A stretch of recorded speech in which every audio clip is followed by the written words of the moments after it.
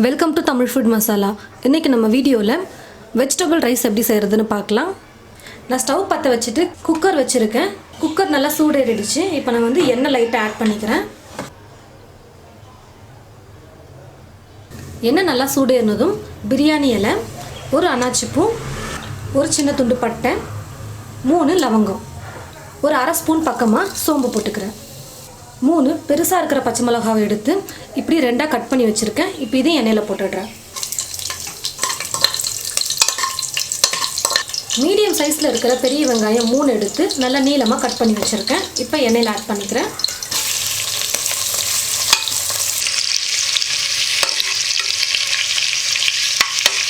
வெங்காயம் ஓரளவுக்கு நல்லா வதங்கினதும் ஒரு 1.5 ஸ்பூனுக்கு இஞ்சி பூண்டு பேஸ்ட் போட்டுக்கிறேன்.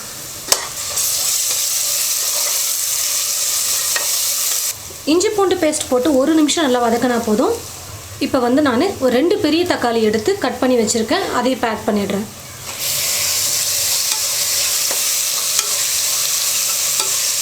பாருங்கள், வெங்காயம் தக்காளி வந்து நல்லா வதங்கிடுச்சு.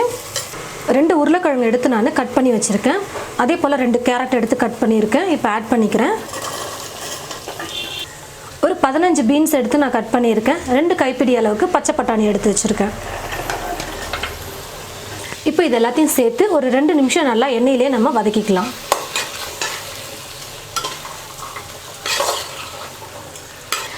நான் எல்லா காயும் 2 நிமிஷம் நல்லா வதக்கிட்டேன். இப்போ வந்து நம்ம மசாலாலாம் ஆட் பண்ணிக்கலாம். வெறும் மிளகாத்தூள், தனியாத்தூள் எடுத்துருக்கேன். காரத்துக்கு தகுந்தது போல் நீங்கள் ஆட் பண்ணிக்கோங்க. ஒரு சிலர் வந்து காரம் கம்மியாக சாப்பிடுவாங்க, ஒரு சிலர் அதிகமாக சாப்பிடுவாங்க. அதனால் உங்களுக்கு எவ்வளோ காரம் வேணுமோ அந்த அளவுக்கு பார்த்து நீங்கள் ஆட் பண்ணிக்கோங்க.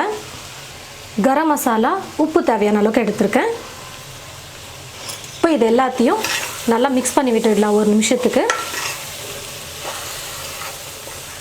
மசாலாலாம் போட்டு 1 நிமிஷம் மிக்ஸ் பண்ணதுக்கப்புறமா நம்ம தண்ணி சேர்த்துக்கலாம். நான் வந்து இந்த டம்ளரில் 2 டம்ளர் வந்து நான் பாஸ்மதி அரிசி எடுத்திருக்கேன். அதாவது 400 கிராம் அரிசி எடுத்திருக்கேன் நான். இப்போது 2 டம்ளருக்கு நான் 3 டம்ளர் தண்ணி ஆட் பண்ண போகிறேன்.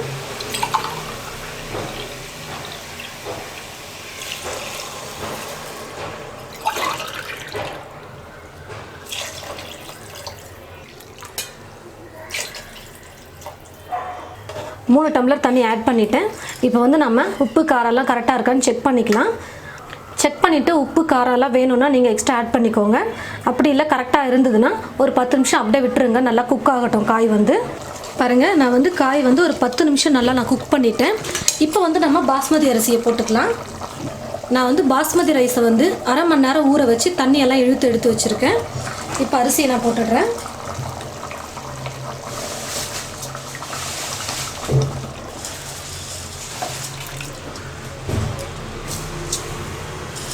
கொஞ்சம் லைட்டாக மிக்ஸ் பண்ணி விட்டுடலாம்.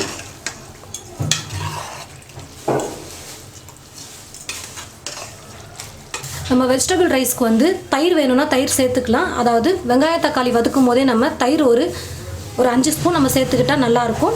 அப்படி இல்லைனா லெமன் இருந்ததுன்னா ஒரு பாதி பழம் லெமன் நம்ம வந்து பிழிஞ்சு விட்டுக்கலாம். 2 பொருளில் எது இருந்தாலும் ஓகே, நீங்கள் ஆட் பண்ணிக்கலாம். ஒரு கைப்பிடி அளவுக்கு புதினா எடுத்திருக்கேன். கொத்தமல்லி கொஞ்சம் எடுத்திருக்கேன். இப்போ இது 2ஐயும் நான் ஆட் பண்ணிடுறேன். இப்போ குக்கர் மூடி போட்டு நான் மூடிடுறேன். கரெக்டாக ஒரு விசில் வந்தது நம்ம ஸ்டவ் ஆஃப் பண்ணிடணும். அதே போல் ஸ்டவ்வை வந்து ஃபுல்லாக வைக்க வேணாம். கொஞ்சம் மீடியம் ஃப்ளேமில் வைங்க. லோ ஃப்ளேம்லேயும் வைக்கக்கூடாது, ஃபுல்லாக வைக்கக்கூடாது. மீடியம் ஃப்ளேமில் வச்சு ஒரு விசில் வர வரைக்கும் நம்ம இப்போ குக் பண்ணிக்கணும். பாருங்கள், மீடியம் ஃப்ளேமில் வச்சு ஒரு விசில் வச்சுட்டேன் நான்.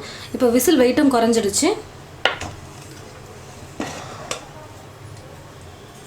மிக்ஸ் பண்ணி விட்டுக்கலாம் லைட்டாக. நம்ம நல்லா கரெக்டான பதத்தில் வெந்திருக்கு பாருங்கள். சாப்பாடு நல்லா உடையாமல் நல்லா வந்திருக்கு பாருங்கள். நல்லா சூப்பராக வந்திருக்கு வெஜ் ரைஸ் வந்து.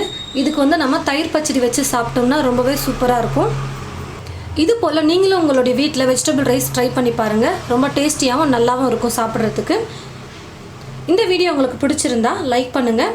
இந்த வீடியோவை மற்றவங்களுக்கும் ஷேர் பண்ணுங்கள். இது போல் நிறைய ரெசிபீஸ் பார்க்க இந்த சேனலை மறக்காமல் சப்ஸ்கிரைப் பண்ணி வச்சுக்கோங்க. தேங்க்யூ.